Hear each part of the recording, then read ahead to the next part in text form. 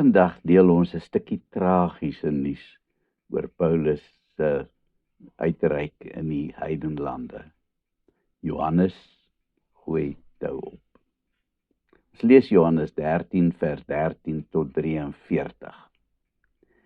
Met hulle werk wat afgehandel is in Siprus, klim Paulus en sy geselskap op 'n skip en vaar na die vasteland. Hulle gaan aan wal in die hawestad Perge in Klein-Asië. Dan tref 'n groot terugslag vir Paulus. Pas na hulle aankoms in Perge, kom die jong Johannes Markus na hom toe. Oom Paulus, ek het besluit om te draai. Paulus is geskok.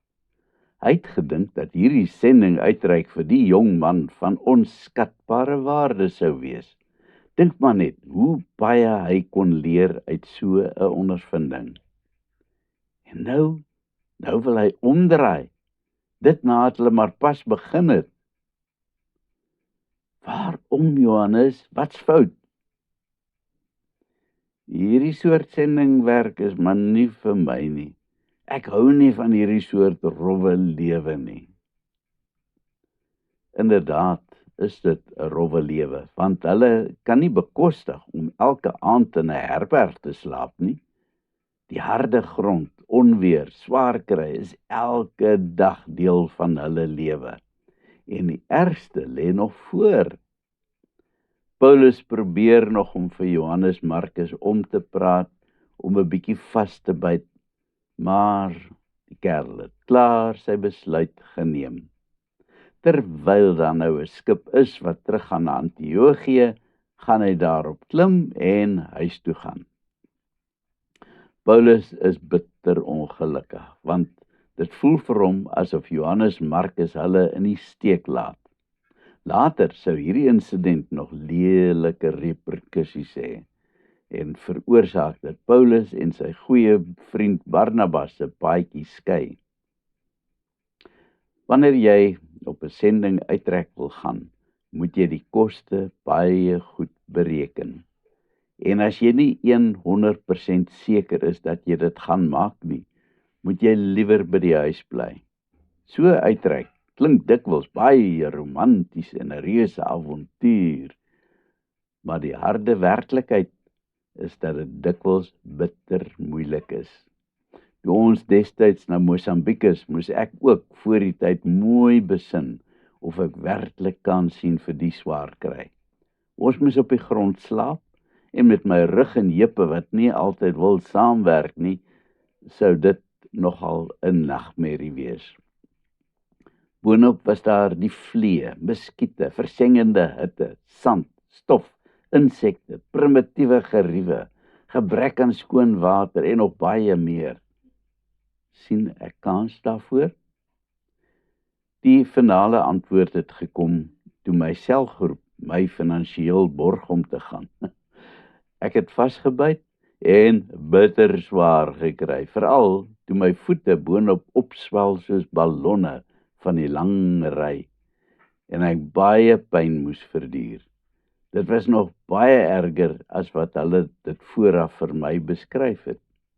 Nou weet ek presies wat om te verwag en as dit die Here se wil is, gaan ek beslis weer as so 'n geleentheid om voordoen. Al daai swaar kry was deur en deur die moeite werd. Ja, met ons eerste uitreik was daar ook mense wat op die laaste nippertjie kop uitgetrek het en ek het hulle daarvoor kwaadlik geneem. Maar toe ons eers daar is, het ek deeglik besef dat hulle nie sou aanpas in die haglike omstandighede nie.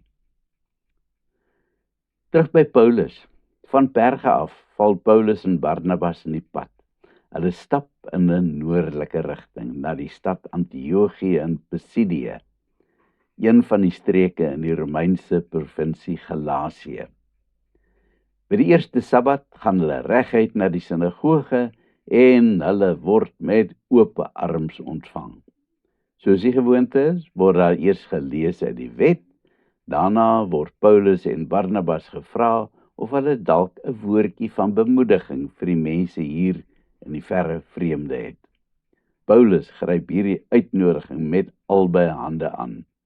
As daar 'n geleentheid is om die evangelie te verkondig, waarom sou hy dit dan weier?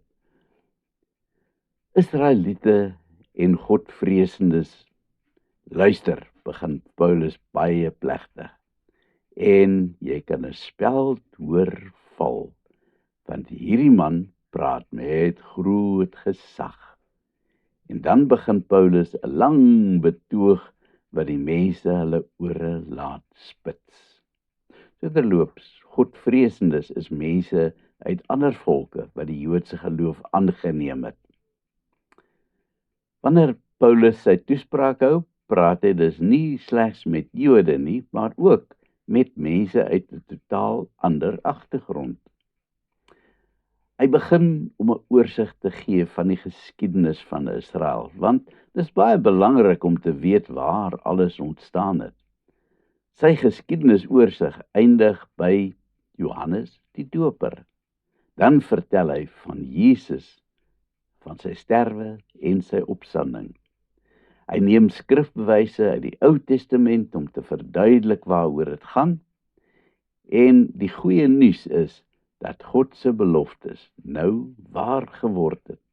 Alles het in vervulling gegaan. Die mense is opgewonde oor dit wat hulle hoor en hulle nooi die twee manne uit om die volgende Sabbat weer te kom praat. Hulle wil beslis meer weet oor hierdie dinge. Baie van die mense wat daai dag in die sinagoge was, het saam met Paulus en Barnabas gegaan. Die twee manne het lang gesprekke met hulle gehad en alles vir hulle verduidelik. Die twee was in die wolke. Skielik sien hulle dinge gebeur. Nou begin die sendingreis die moeite werd raak. Kom ons bid. Here, maak my asseblief gewillig om te gaan wanneer U my stuur. Help my asseblief om ook die swaar kry wat ek wil saam met 'n opdrag gaan, met blydskap te kan verdra. Amen.